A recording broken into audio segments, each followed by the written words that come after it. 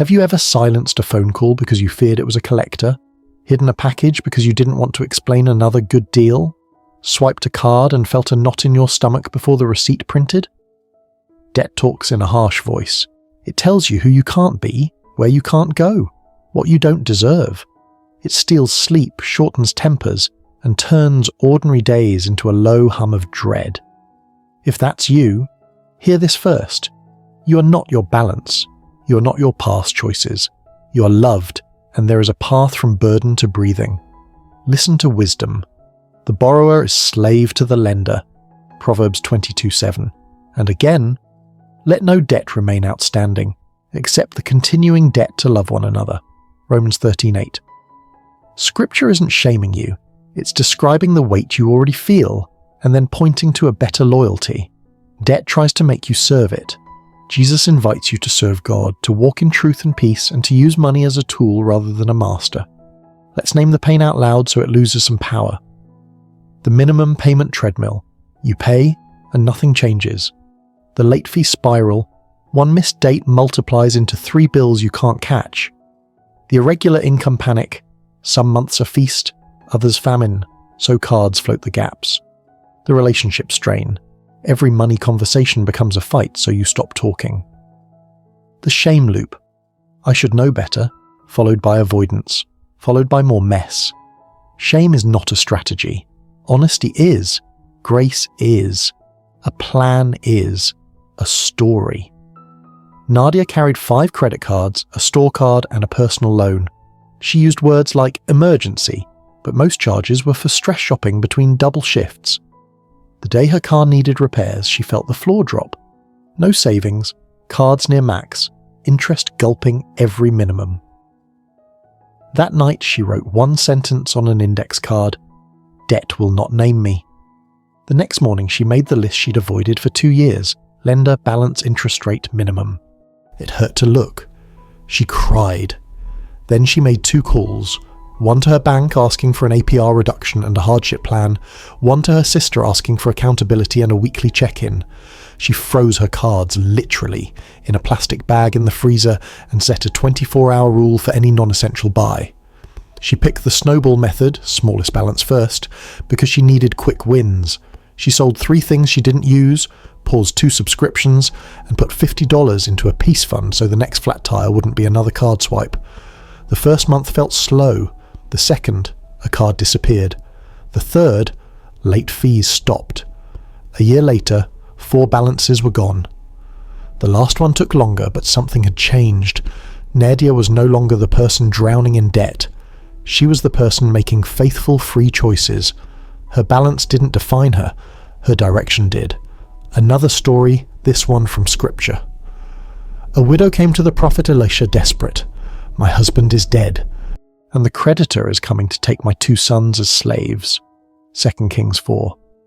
She had a little oil, almost nothing. Elisha told her to borrow empty jars from neighbours, not just a few, and pour. She poured and poured.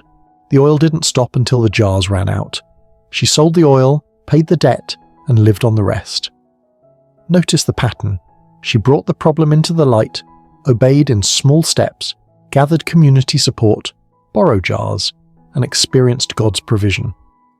Your story won't look exactly like hers, but the shape is the same. Honesty, action, community, and grace turn almost nothing into more than enough. Let's get practical. This is a path you can walk. Small, steady, human-sized steps that add up. First, stop the bleeding. Create friction where you leak money. Delete saved cards from shopping sites. Unsubscribe from 3 marketing emails today. Place a 24-hour pause on every non-essential purchase. If you tend to spend when stressed, move apps off your home screen and put a sticky note on your wallet. Will this bring me peace next week? If impulse is physical, use cash for your most tempting category for 30 days. Friction for impulse, ease for wisdom. Second, protect the 4 walls so you can breathe. Food, utilities, housing, transportation. Cover these first. Then make minimum payments on all debts to stop fees from multiplying. If you have to cut something, cut once, not walls. A roof and lights are not luxuries. Third, tell the truth on paper. Make a debt inventory, lender, balance, APR, minimum due date. Looking hurts less than guessing. Tape the list inside a notebook. Draw progress bars for each balance. Progress you can see feeds courage. Fourth, choose your payoff strategy. Snowball, pay smallest balance first for momentum. Avalanche, pay highest APR first for math efficiency. The best plan is the one you'll stick to. Make minimums on all, then aim every extra dollar at your target account. When one is paid off, roll that freed up payment into the next. Celebrate each finish line, a small treat, a dinner at home, a note to your future self. We did it. Fifth, build a tiny peace fund before you go hard. Even $250 to $500 can keep you from swiping for the next flat tire or copay. Think of it as oxygen. Without oxygen, sprinting just makes you pass out. Sixth, call your creditors. Yes, call. Have your account number and a script. I'm committed to paying this. I want to avoid default. Are there hardship programs, APR reductions, or fee waivers available? If I set up automatic payments, can you lower my rate? Be kind, be clear, take notes. Ask for confirmation in writing. Many companies have options they won't volunteer unless you ask. Seventh, consider consolidation carefully. A lower rate consolidation loan can help if and only if you close the old accounts and do not continue to spend. Otherwise, you'll stack new debt on old. Beware of fees and promises that sound like magic. There is no magic. There is wisdom and time. Eighth, increase income on purpose for a season. Pick one avenue you can maintain without burning out. A weekend shift, tutoring, deliveries, freelancing a skill, selling unused items, or asking for overtime. Label every extra dollar with a job before it arrives. Peace fund until it's full, then target debt. Side money without a plan evaporates. Ninth, schedule a weekly 10-minute debt date. Same time each week, open the notebook, update balances, pay what needs paying, tweak this week's plan, end by writing one sentence of gratitude for any provision, however small. 10th, recruit community.